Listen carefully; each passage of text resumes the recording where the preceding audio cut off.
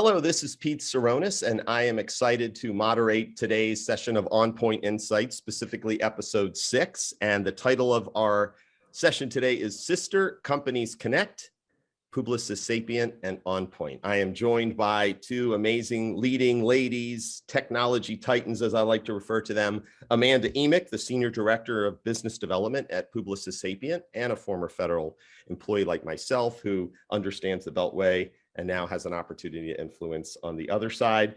And Miss Samara Schulman, big fan of Samara, Director of Business Operations at OnPoint Consulting. Today, we're going to talk about the perspective that it takes to sell into the government when you have two companies like OnPoint and Publicis Sapient that are, one big family, how to even bridge communications across those organizations to market to the mission of government. We will address a bit about the president's management agenda, which has some amazing goals, amazing opportunities to really move the needle of innovation and transformation in government. And of course, learn a little bit about these two awesome individuals who, again, I'm very, very fortunate to have a conversation with today. So with that, Amanda, I'm glad I said your last name properly. Why don't you tell us a little bit about your journey, how it brought you here, and why you love what you do? Thanks. And I have to say, I love that you called me a technology titan because that is not my background. I actually started in the traditional communications field at Department of Agriculture way back when in a career experience program that I'm so grateful for.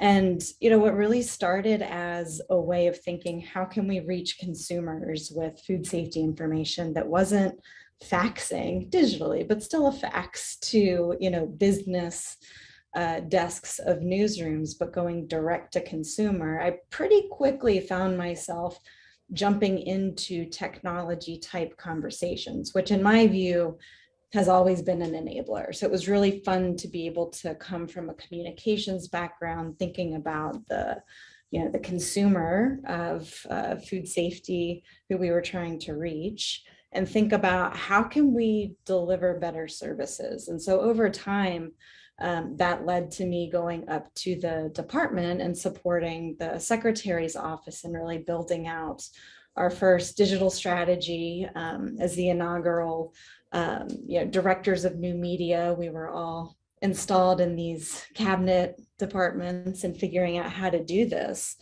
and sitting alongside the open data initiative, where again, not a technologist, but I just found being at that intersection of art and science, the old and the new, kind of thinking about what do our stakeholders need? How can we best serve them? How do we evolve internally for our own internal folks?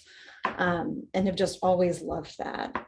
And after 10 years, I hung up my civil service cleats, if you will, and went over to a small business that was rapidly growing and soon graduating from an 8A program. So it was cool to see how a different combination of skills, kind of new expertise in different clients. USDA has a tremendous mission that touches truly every human every day, but to work in different spaces was wonderful. And going on that kind of industry journey, I diversified more from digital strategy and marketing to looking more at the overall consulting practice and business strategy, and how do we partner with other companies that serves really well, and working with Samara now and lots of folks around the Publicis family. But after acquisition and kind of growth into a large business, that's been a great journey as well. So a lot of different vantage points where I just love trying to figure out the right combinations and draw from the right experience to match with whichever customer it is we're supporting. So every day is different, which I love, as is this wild and wonderful field of government contracting. Well, I'll tell you, I'm writing down things. And by the way, when I call or refer to you two as the tech titans, look, we're all technologists. And yeah, I like to tell people, I ran a data center, but there were 23 people in there that every day I went to work, and I'm like, I can't do what they do, but at least I can speak to it. So that's where I was coming from. And humility aside, you have done great things. And, I really like the mission, whether it's food safety, you understand, how technology can underpin and move the needle. Hey, you're coming from a comms background, dude from Villanova, who was like, where am I going with this? And then became a tech dude myself. I love the intersection of art and science. That's tweetable. That's amazing. And again, thank you for all the service that you gave in that decade, and now you're back. And I guess my opening remark to yours are, you hit on acquisition strategy, digital strategy, marketing strategy, business strategy. Anybody watching this, it's not a silo. It has to be woven through an organization. And Amanda, I think Publicis Sapient is better for it, obviously, in my view. And I think you're going to do tremendous in bridging that. Not that the bridge isn't there with OnPoint, but I'm excited to see this organization grow, and you two are going to make that happen. All right, so we'll come back to a little bit on Publicis Sapient and just sort of, its heartbeat and its focus. And we'll do that after we pivot over to my friend and colleague, Miss Samara. I have crazy respect for Samara. We've done a lot together in this town in the time we've gotten to know one another. You are truly versed in technology and impact on government mission. And if you don't know, you can check up Samara out, either moderating or facilitating or giving some talk on thought leadership. And much like her colleague, our colleague, Amanda, she'll probably say, I'm not a techie. I just understand how to get along with people and to kind of move that needle. So with that, Ms. Samara, tell us a little bit about your journey. Yeah, you effectively stole that opening line for me, because I was going to say, much like Amanda said, I too am not trained in technology, shall we say, but like you said, I absolutely can speak to it and have been for a long time now. I don't have the communications background, I don't have the technology background, but I do have the liberal arts background. I actually started my first semester in computer science engineering, and then quickly switched out of that the next semester and became a history major. So I graduated from Cornell. I worked actually on college campuses for a few years, living every college graduate's dream who doesn't know what she or he wants to do next, and being paid to actually still work on college campuses. Doing a lot of outreach, doing a lot of numbers, doing a lot of budgeting, working with leaders, working with next generation of leaders, all that kind of good stuff. One of the places I was University of Michigan, and while I was there, I got my master's in education. And I think back, and I think that was really the turning point that eventually got me to where I am here, because the whole reason I got my master's in education was not only I love learning, I love figuring out how people do learn and how to get messages across effectively. So while I didn't major in communications, I think the communications, the marketing, the branding, the learning, the technology, all kind of comes together with that. I went on, I actually worked for, I'm just gonna tell you how I veered every which way to get to where I am now.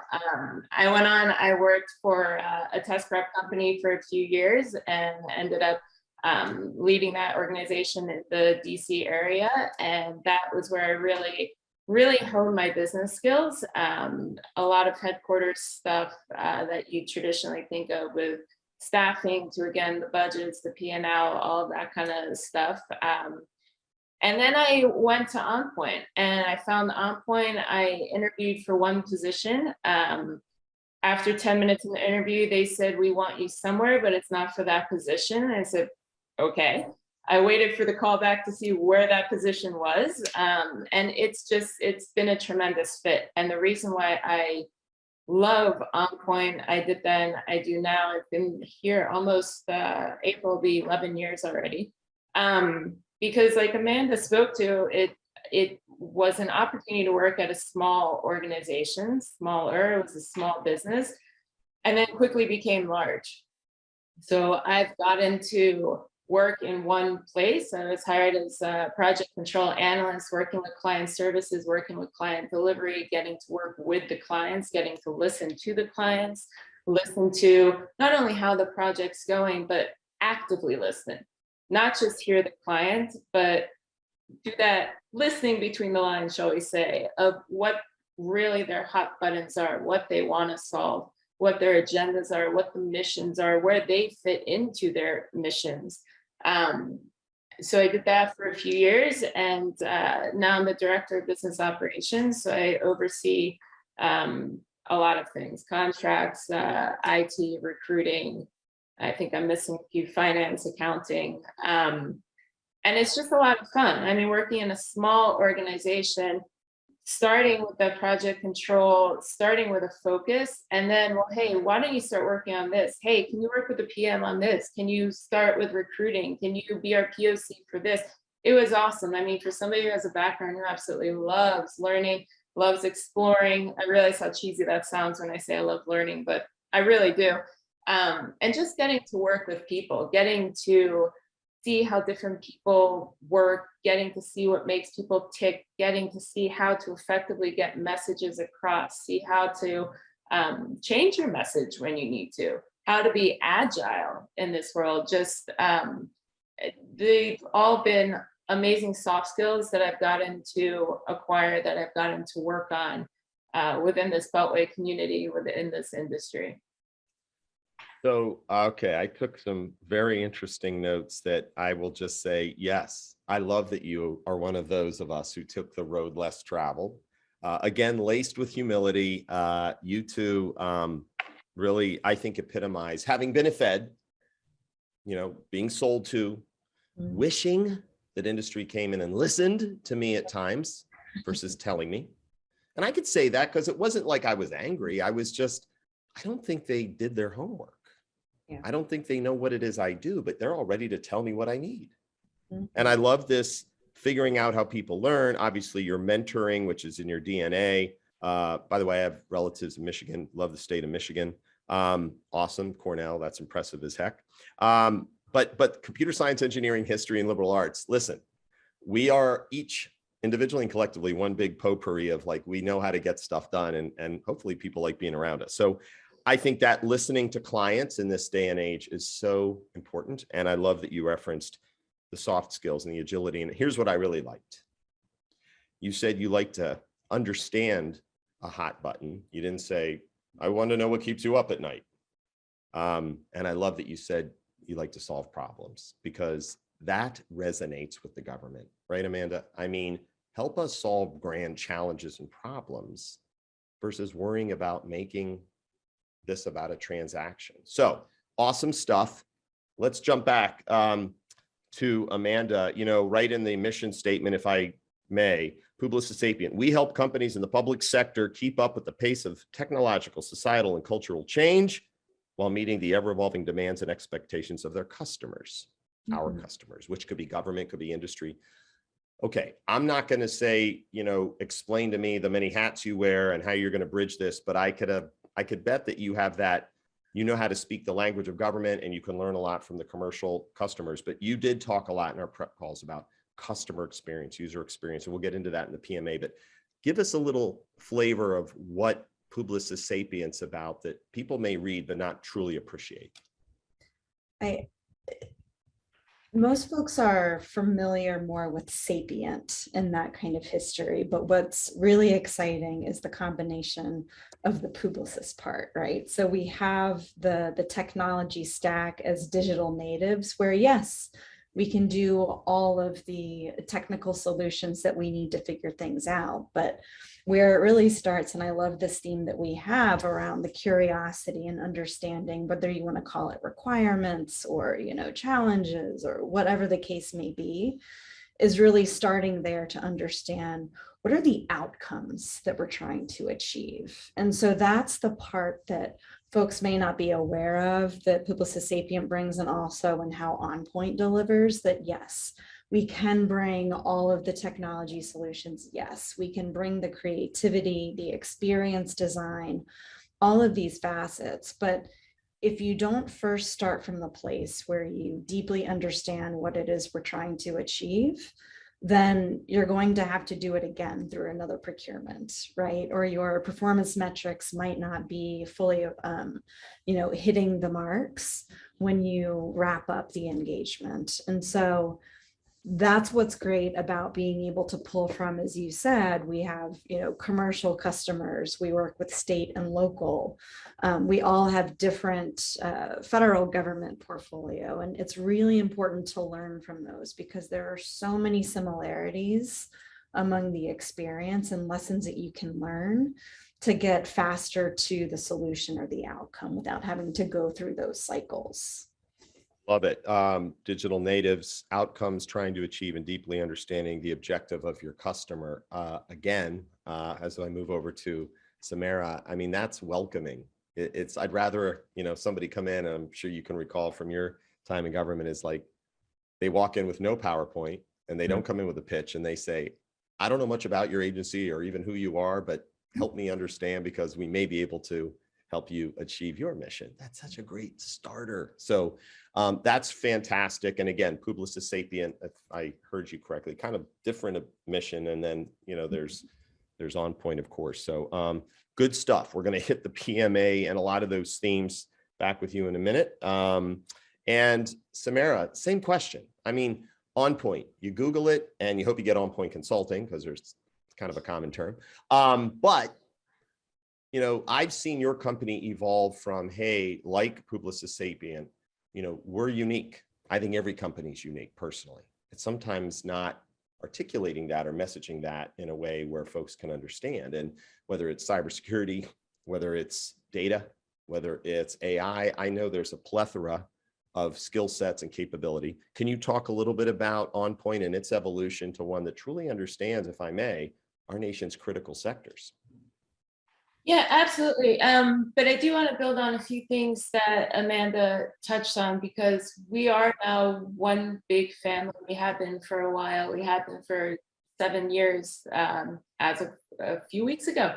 And one of the things that she touched on was really how Publicis Sapient, OnPoint, how we really do value listening. We really do value the culture. We really do value consulting.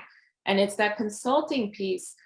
When I was thinking about this actually last night, one of the things that makes us stand out, be it OnPoint or Publicis Sapient, we can put a Band-Aid on a problem. A lot of people in the Beltway can put a Band-Aid on the problem. We don't want to just put the Band-Aid on the problem. We want to help you fix that problem, but we also want to help you with the culture that's surrounding that problem. We want to make sure that we're putting the Band-Aid, so to speak, on the right problem. Is that the problem that you're actually trying to address? Is that the foundation of your mission? Is that what you're trying to accomplish? And we want to ask the right questions, Pete, like you said. We want you to tell us about your organization, your agency. We do our homework. I do think that that's one thing that definitely puts the Publicis group ahead of the rest, shall we say. All of us, we do our homework. We do our due diligence. We keep up with whether it's on whitehouse.gov or it's GAO reports or it's going through LinkedIn and seeing who's speaking at what and what topics are relevant and what webinars are out there and getting a sense for the current trends, even though they're not necessarily making headlines. We do keep up with all of that, but we enjoy and we are good at the consulting part. We are good at the, hey, we understand your mission. We read it online. We've talked to some of your key stakeholders, but you tell us in your words, what is your mission? What are we trying to achieve? We can fix that problem, but are there other things that we can help you with? We want to be that trusted partner. And I feel good speaking on behalf of Amanda. I hope you'll correct me if I'm wrong. We want to be that trusted partner who gets you from A to Z, not just from A to B.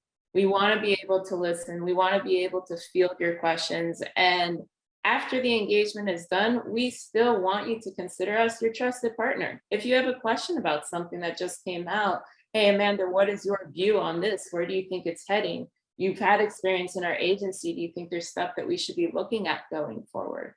So Pete, I don't know if I answered the question. I think a few of the things I said set us apart. So you'll tell me if I did or didn't. Yeah, well, if I could jump in too, because she just jump in, lady. Yes, and there's also a dimension in the consulting that hasn't always made me the most popular person in a room around a table, but sometimes it's not time. And for me, having been a civil servant, my father retired from county government civil service. So I've had this deeply ingrained in that kind of responsibility and stewardship of, your constituency and what have you. Sometimes there are pressures that may lead decision makers to say, we need to do XYZ right now. It could be that, a similar agency is doing it, or there's, a new requirement, or like PMA milestones, right? Things like that.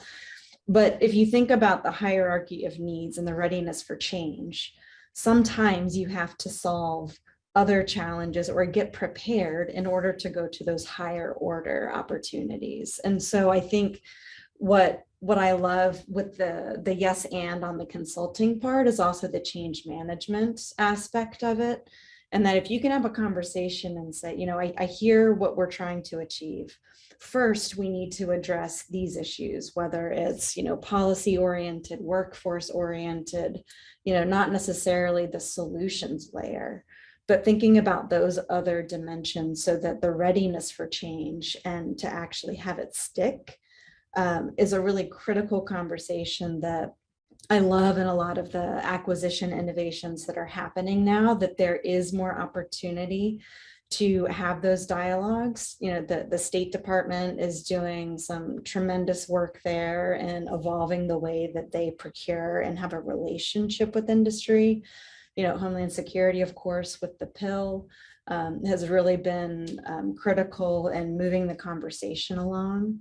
And so having the experience, as you said, Pete, right? Like you got the cold calls, and it's interesting to hear what folks are up to, but to have a different kind of conversation with the understanding of what it means to, work within the bureaucracy. There are some structures in place that are there for a reason. You shouldn't just scrap them or try to circumvent, but figuring out the right way to manage change successfully so that you can have real lasting outcomes and the ability to pull in all of the, expertise or products and services that we have to offer is really a tremendous combination. First of all, thank you for that riff off of Samara. Samara, when people say, I don't know if I answered your question, I'm kind of like, I really don't have questions. I just have a statement. So you went in places that I loved, if I may. You look for symptoms, right? It's not the Band-Aid. I know it sounds cliche, but it's like, you really want to know, okay, yeah, you've talked a lot about, you like to ask, well, why is that happening 3, 4, 5 times? The power of why, and maybe getting to what is the actual symptom. Partnerships, not paychecks and cradle to grave, even if it's serially, let's get from A to B first before we think about the end. And I love that. I love it. And to Amanda's point, look, as a former Fed again, look, we get it. It's a different culture in the government. It starts with a meeting. I always like to say, but are you prepared for the meeting? Mm-hmm. Did you do your homework? And I think, Amanda, you absolutely emphasized that that's important, the soft skill approach. So thank you. And, I think of consulting as problem solving. Somebody said that to me the other day, like, Pete, you're more than a consultant. You help solve problems, you connect dots and build bridges. I said, hey, that was the point of the company. All right. Let's do this. Let's come back to, we'll go with Samara, since we're kind of following a flow. And I'm going to ask you both to do this because I don't want this to come across because it's not scripted. The PMA, the President's Management Agenda. We know changes every time there's generally a new president. And yet it kind of says the same stuff, but in a different way.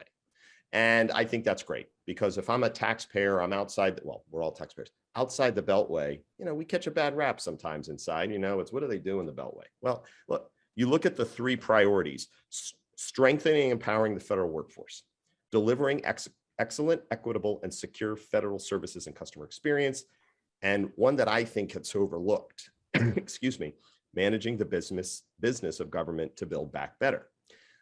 My translation is we need to have a workforce that's either being retained, reskilled, or recruited.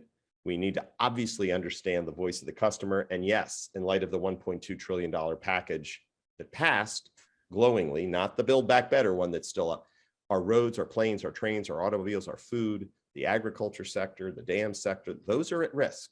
We've seen disasters happen from a physical and a cyber standpoint. Paying attention to this 3-legged stool within this agenda to me really resonates. So free form it a bit, Samara, pick whichever one of those 3 priorities that you think you resonate, or all of them, and use an example at some of the agencies where you're having some success kind of bridging that for the federal agency to say, we understand it's not just a mandate. There's a purpose behind those 3 legs of that stool, and take it away. Yeah. So you just touched on a lot of the main points of the PMA. But, you know, reading through the PMA, reading through the customer experience executive order, I might jump ahead a little with your script. My apologies. There's some Wait, let me cut you off intentionally. We will probably do that throughout. So folks, there's an executive order on 14028. Samara might say it. You can Google all this stuff and read about it, but she's about to do some dot connecting. So have at it. There's some words that you find throughout, and I think it's really interesting. To me, those are the themes. And like you said, this is this president's agenda. This is what the administration wants to cover. The last president had his, the next president will have his. But with that hers. said, or hers, you are absolutely correct. His or hers. We'll just say hers. Yeah, there you go.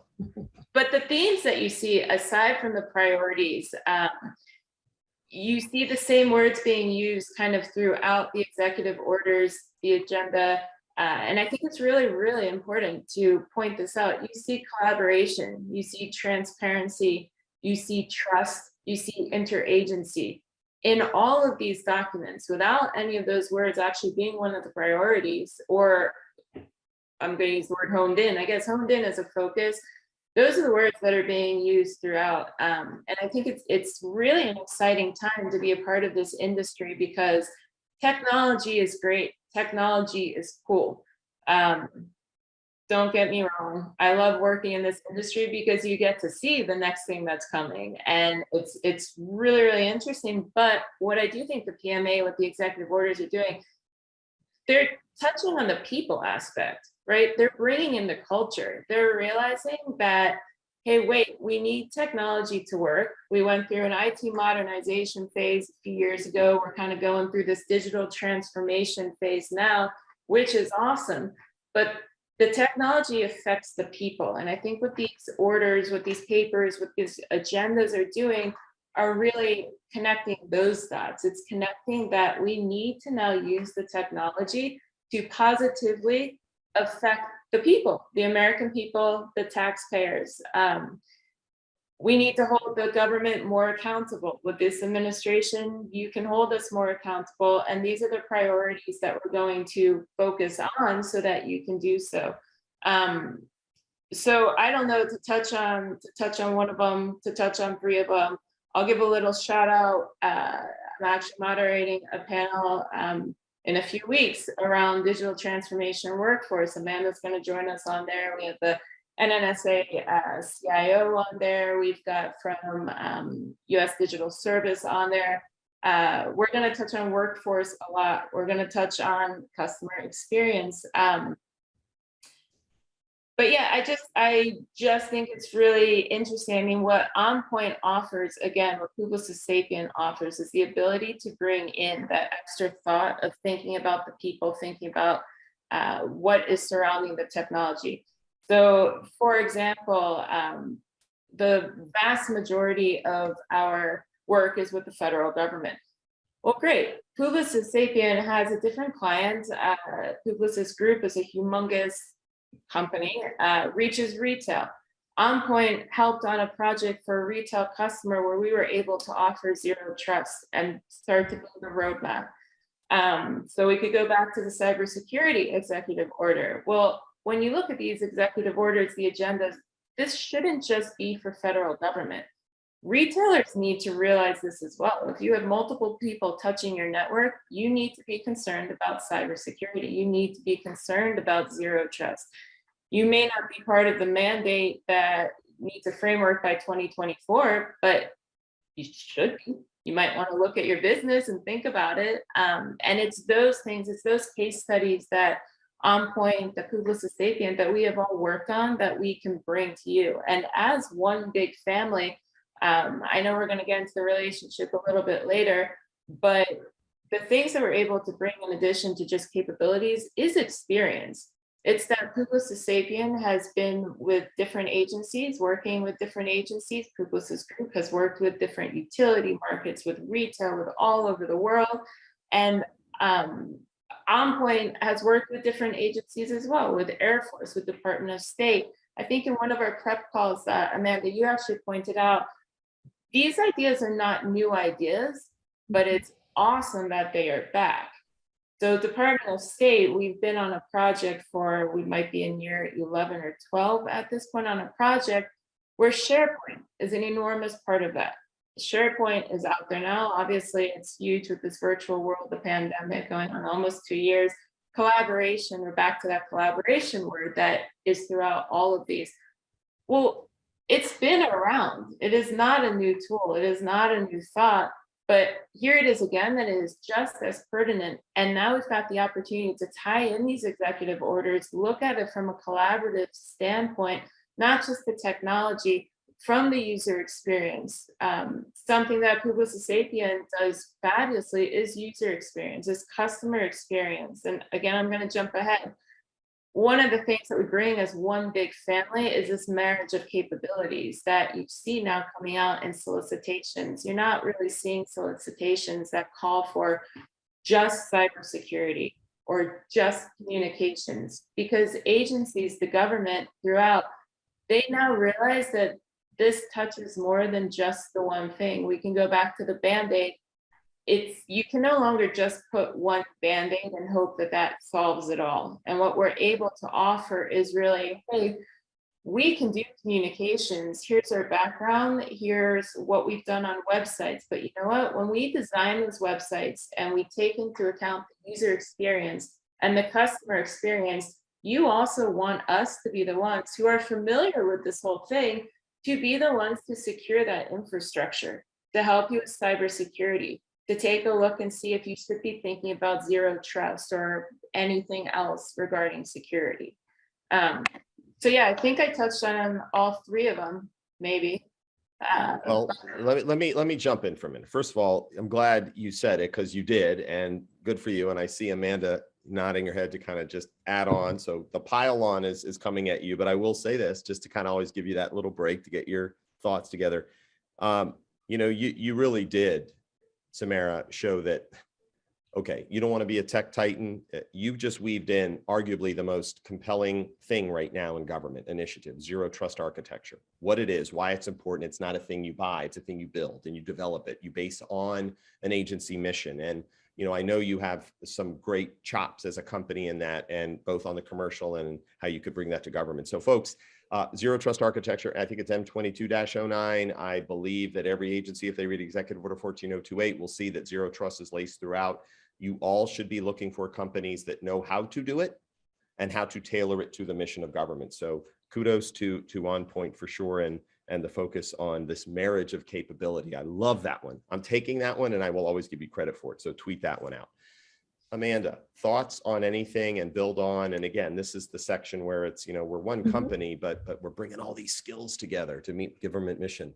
Yeah, it's such a fun convergence of concepts and customers and methodologies in achieving these goals.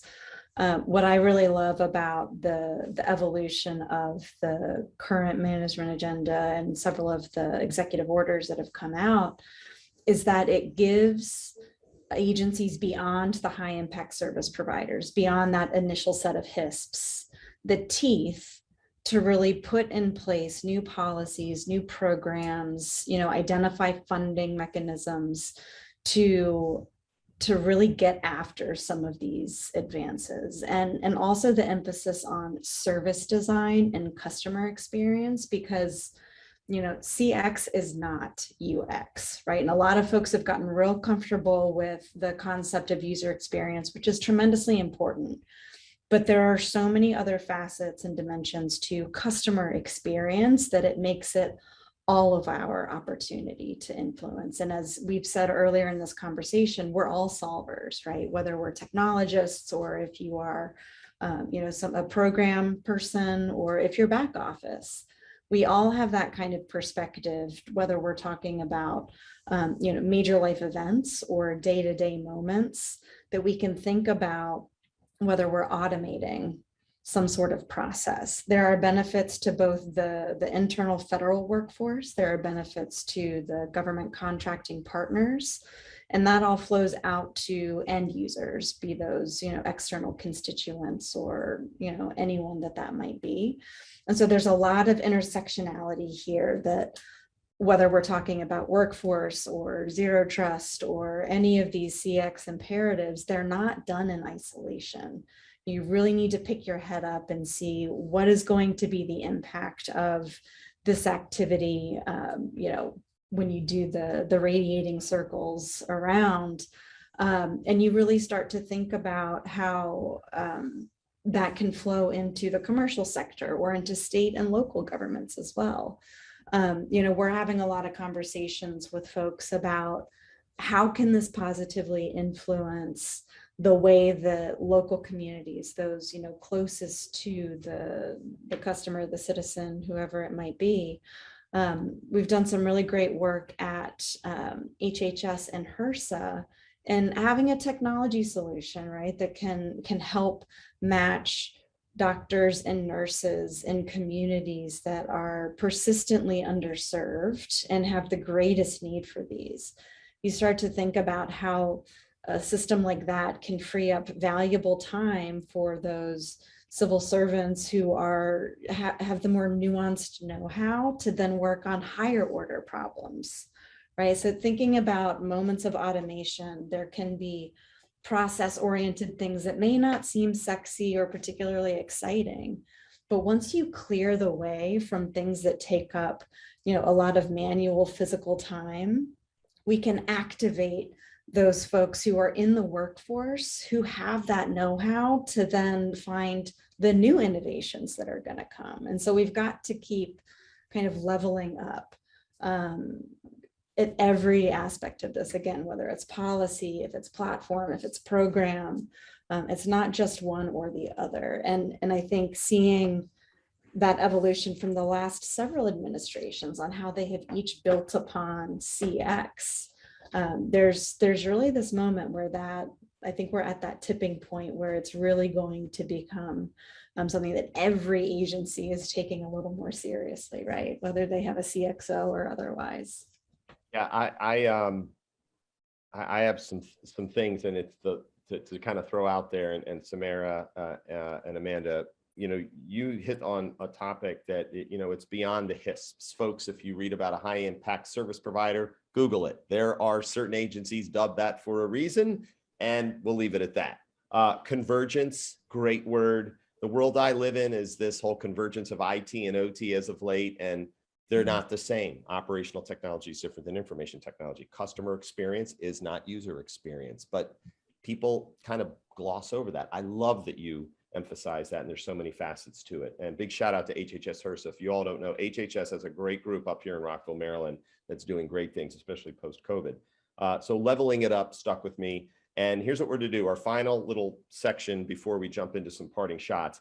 I want to highlight, we talked about the strategies, and to your points, both of you, nowhere in the priority and the strategy for the priorities for the PMA, I believe, does it really address tech.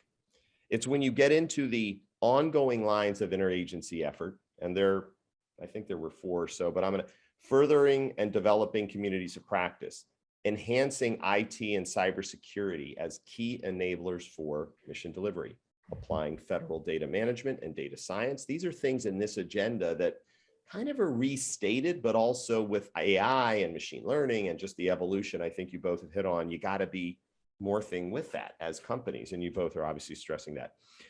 Nurturing a culture of evidence-based policymaking, and then having and planning and measuring for success and progress. So if I may, there's no question in here, Ms. Samara, but comment on that interagency. You brought up zero trust, you kind of went there, cybersecurity, maybe just your thoughts on this PMA and whatever it's renamed in the future. It is evolving with the times, right? The roads, the trains, the planes, the automobiles, the mission. How is technology enabling that? What are your thoughts on that cross-agency ongoing collaboration? Yeah, I think it's fabulous. I think is going to be challenging. I think it's going to be both challenging for government as well as industry. The more we work together, well, you know, and I'm going to quote Peloton, the more we work together, the farther we can go. I think it's awesome, right? It doesn't, I don't want to say this too strongly, but it doesn't pit agencies against each other. It says everybody has something to offer, work together. So all the action items, shall we say, from the customer experience EO, a lot of it is interagency, and it's focusing, like Amanda was saying, it's just making things more effective, more efficient for the American people. But it's recognizing that agencies do need to work together to do that, that they each have something to offer. If one agency, let's say, owns the website or is responsible for a website, that doesn't mean that it doesn't involve other agencies within it.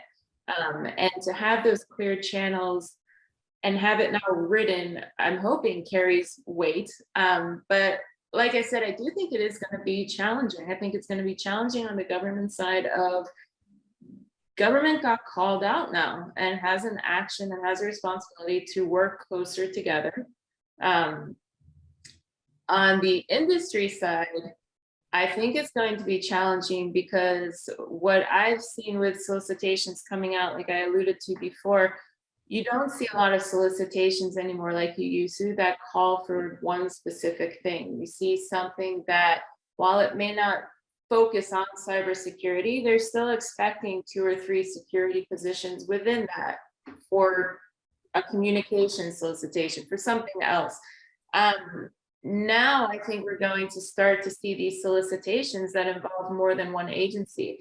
And while it may be one agency sponsoring the solicitation, putting out the solicitation, you on the industry side now have the responsibility to write to multiple missions, whether or not you realize that. And it is going to take a lot more learning. It's going to take a lot more listening. It's going to take a lot more asking the right questions to the right stakeholders for the right topics and for the right things. And then it's going to take the smart people in industry to bring those all together into a pretty wrapped up package and say, here you go.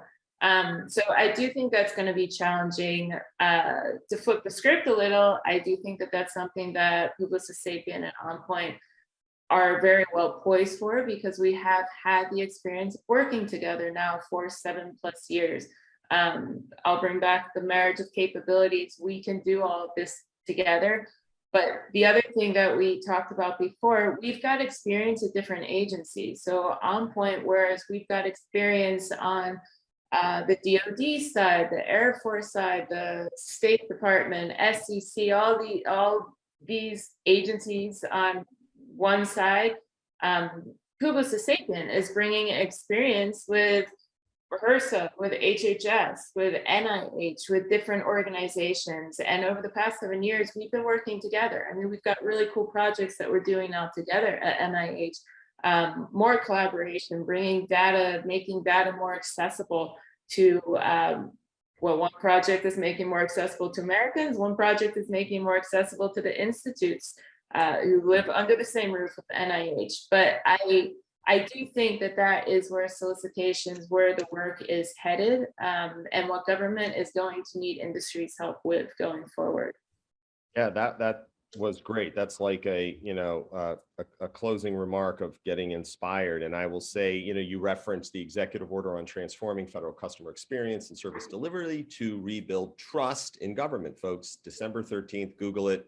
That's what we're really building on with the president's management agenda. So thank you for those comments. And I hope you have like at least 30 seconds of parting shot, because you use up some good ones there. I'll think about it now. Think about it, because now we're going to Amanda. Amanda, kind of the same thought with this interagency collaboration. You hit on a lot of it, but I think a theme that I'm taking away, and people can go to Publicis Sapient's website, they can go to OnPoint. Look, folks, I'm hearing you say, hey, we've got access and we work with all the agencies, and everybody says it.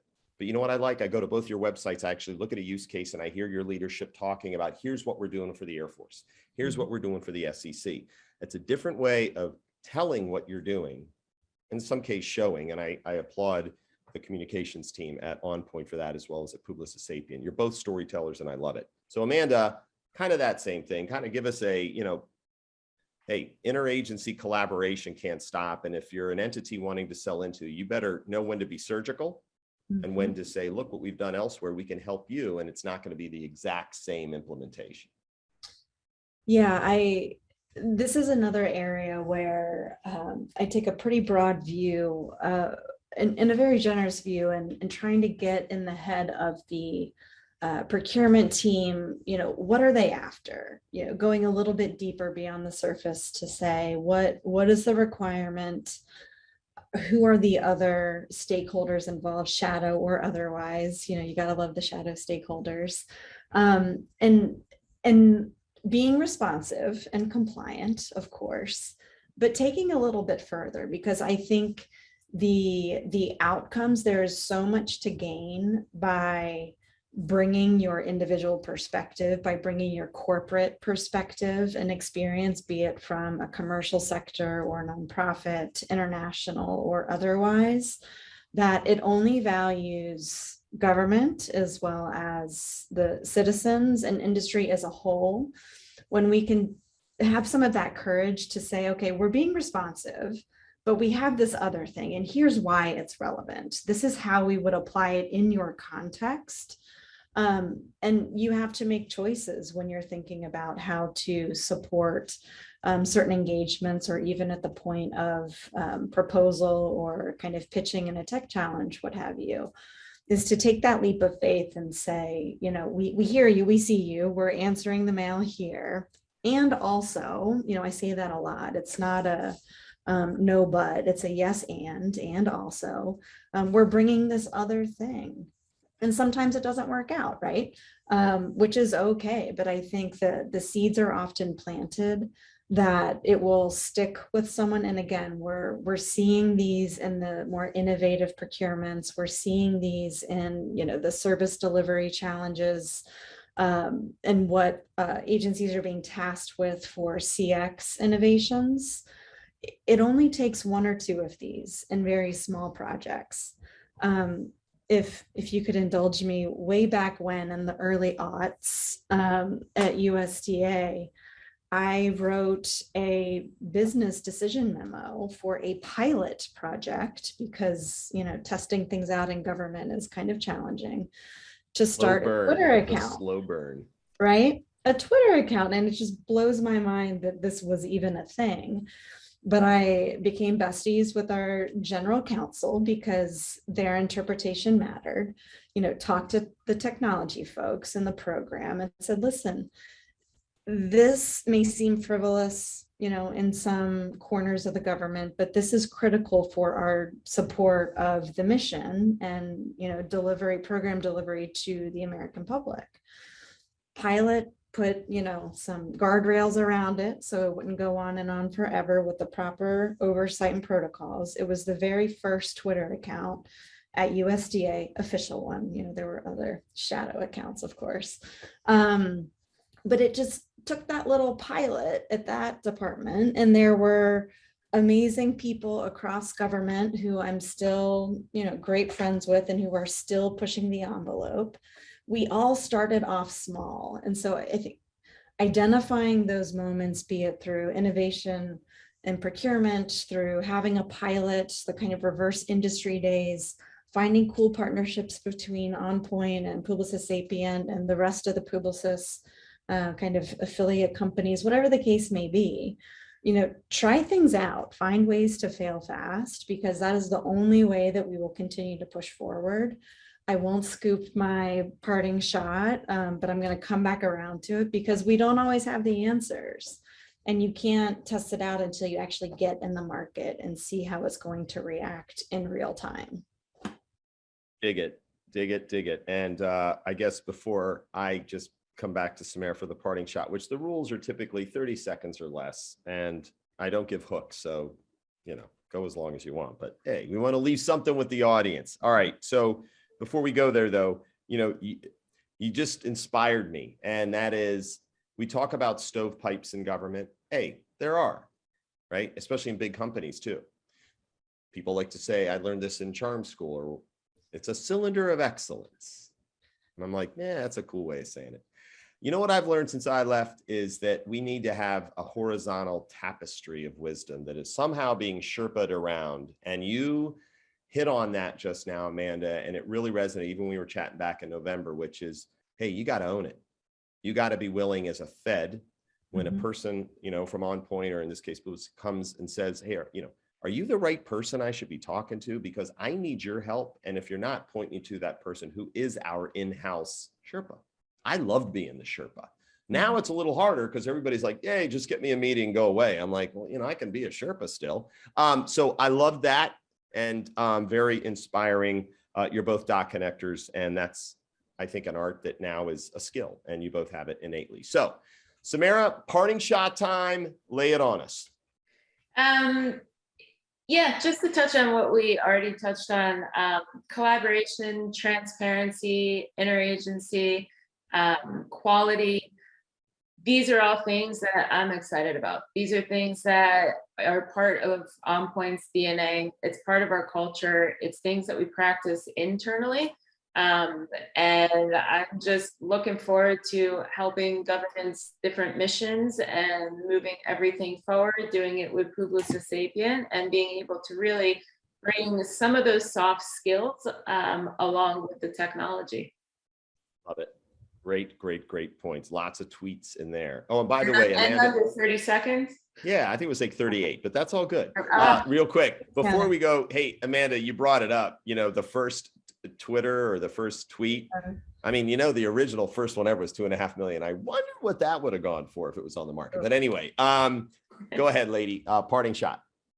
So you don't know what you don't know. And whether it's as an individual, as a company, as a federal agency, I think continually showing up with that humility and the curiosity of approaching each situation fresh is so critical. Yes, we bring lessons from the past, but I love showing up to new combinations of, people, companies, customers, communities of solvers, and saying, how can we do this differently? What are the questions that I'm not asking?